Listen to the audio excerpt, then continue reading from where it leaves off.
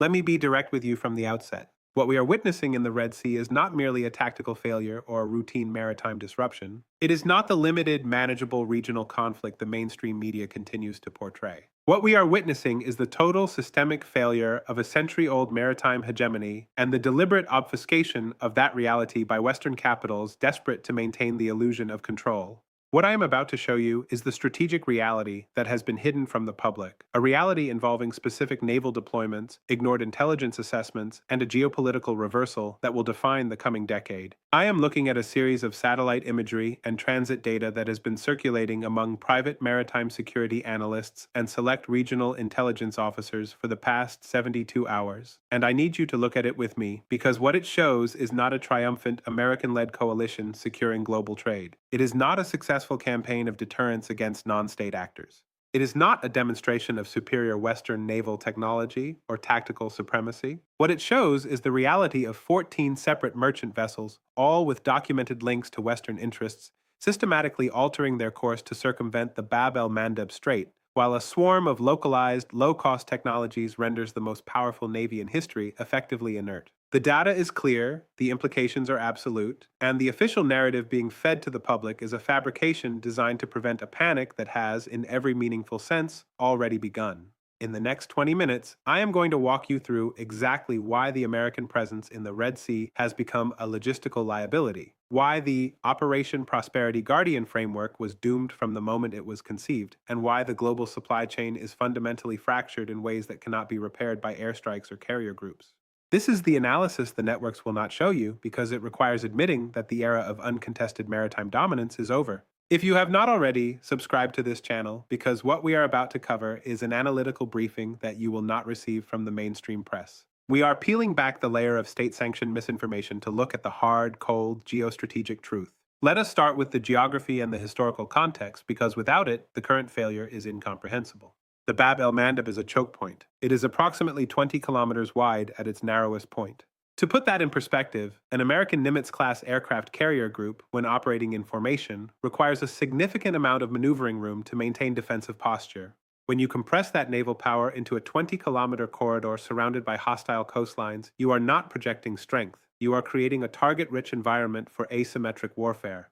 For decades, the American assumption has been that the freedom of navigation is a rule set by dictate, that if the U.S. Navy declares a zone open, it remains open by sheer virtue of American presence. But history teaches us that geography, when combined with the right technology, effectively neutralizes raw tonnage. The average water depth in these approach channels is deceptive, creating complex acoustic environments that have proven to be the graveyard of traditional sonar-reliant detection systems. This means that for all the billions of dollars invested in stealth and sensors, the United States is currently fighting a war against an adversary that has effectively turned the ocean's own physics against the attacker. According to the International Maritime Organization and recent reporting from regional shipping monitors, the transit volume through this corridor has dropped by over 40% in the last quarter alone. This is not a temporary dip. It is a fundamental shift in global trade architecture.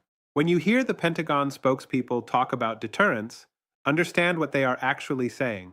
They are saying they have lost the ability to guarantee safe passage. They are, in effect, admitting that the most advanced military force in the world cannot secure a 20-kilometer stretch of water against localized, low-cost, asymmetrical threats. Subscribe if you are watching this and realizing you are not getting this level of analysis anywhere else. Now, let us talk about what this reality actually looks like on the ground, or more accurately, under the water. Announcement number 1, the saturation of the Red Sea by low-cost, high-impact localized systems. And this one matters more than anything else happening in this theater right now because it changes the economics of the conflict.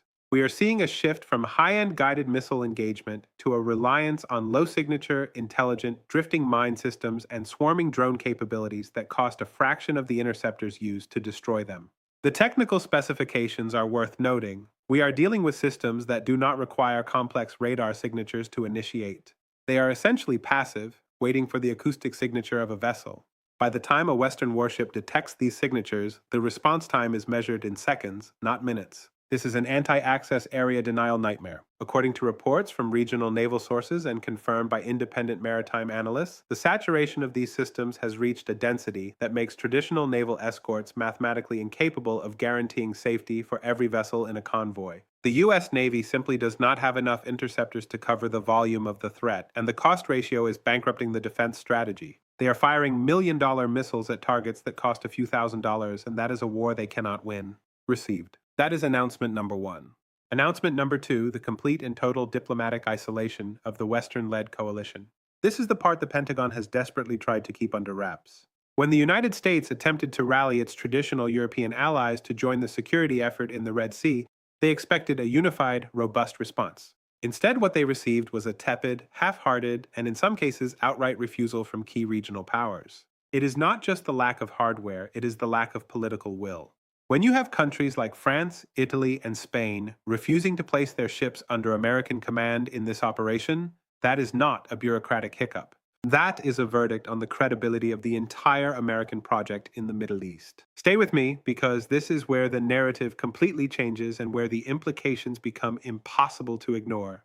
The refusal of these nations to participate on American terms is the clearest signal that the international community has reached a breaking point with the current trajectory of Western foreign policy. They see the writing on the wall and they want no part of the inevitable fallout. Announcement number 3, and this one almost nobody in the mainstream media is connecting correctly: the shift of the global insurance market away from the Red Sea, which is, in effect, a de facto blockade enacted by the market itself.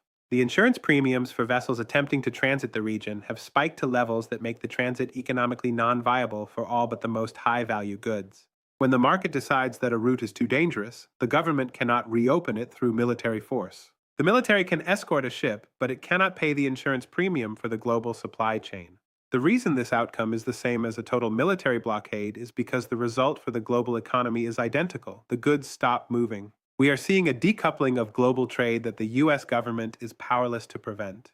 Received. That is announcement number 3. Now, let us talk about what is really happening behind the headlines, because there are 2 stories playing out simultaneously, and the mainstream media is only covering one of them. They are showing you the intercepted drones, the successful air defense maneuvers, and the statements from Washington promising resolve. They are not showing you the meeting minutes from the shipping conglomerates, the internal memos from global logistics firms, or the quiet, off-the-record admissions from naval officers who know that the current operational tempo is unsustainable.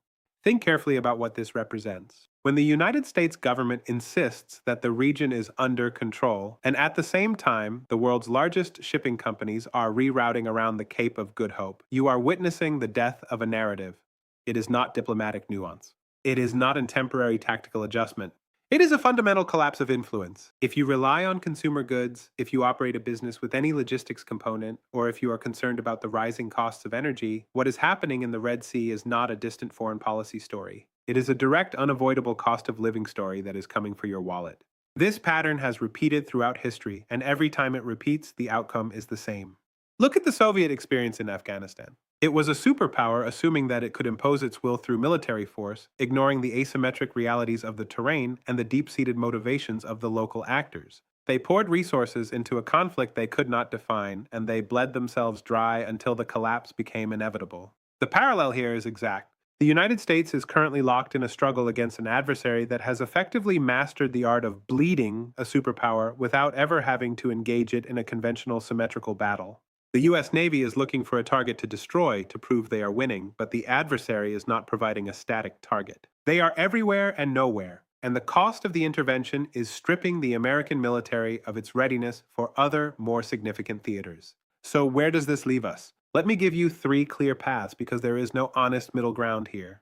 Path 1, the optimistic scenario, where there is a negotiated, behind-the-scenes arrangement that allows for a face-saving exit for the Western powers. This would require the U.S. to silently concede to the new regional realities and withdraw its assets, allowing the local actors to manage the security of the strait on their own terms. The likelihood of this is low, given the current political climate in Washington, which seems incapable of acknowledging any strategic retreat. Path 2, the pessimistic scenario, where the United States doubles down, escalates the bombing campaigns, and inadvertently triggers a wider, regional, and far more destructive conflict that forces a complete shutdown of regional energy exports. This path leads to a global energy shock far worse than any we have seen in the last 50 years. Path 3, the most likely scenario where we see a protracted multi-year stalemate where the Red Sea remains a secondary, high-risk, and expensive route, while global trade permanently adjusts to bypass it, leaving the US military to guard an increasingly irrelevant and empty stretch of water. I think we are closer to Path 3 than the headlines suggest. The momentum is already moving toward this new, fractured reality. But the caveat is this: the United States is an empire that does not do quiet retreats. It is far more likely to engage in increasingly erratic, desperate displays of power, which only accelerates its own exhaustion. Here are the questions I want you to take away. If the US Navy can no longer secure a 20-kilometer choke point, what happens when it is tasked with securing an entire ocean? If the market has already declared the region a dead zone, what is the military actually protecting? And finally, who is actually benefiting from this forced rerouting of the global supply chain? Tell me in the comments what you think the administration does next. Tell me if you think we are on path 1, 2, or 3. We will keep tracking every development in the Red Sea, the maritime sector, and the shifting power dynamics of the Middle East. That is what this channel does every single day. Subscribe now. Share this analysis with everyone in your network who is trying to understand why their costs are rising and why the world feels like it is moving toward a breaking point. Turn on notifications so you do not miss the next update, and we will see you in the next analysis.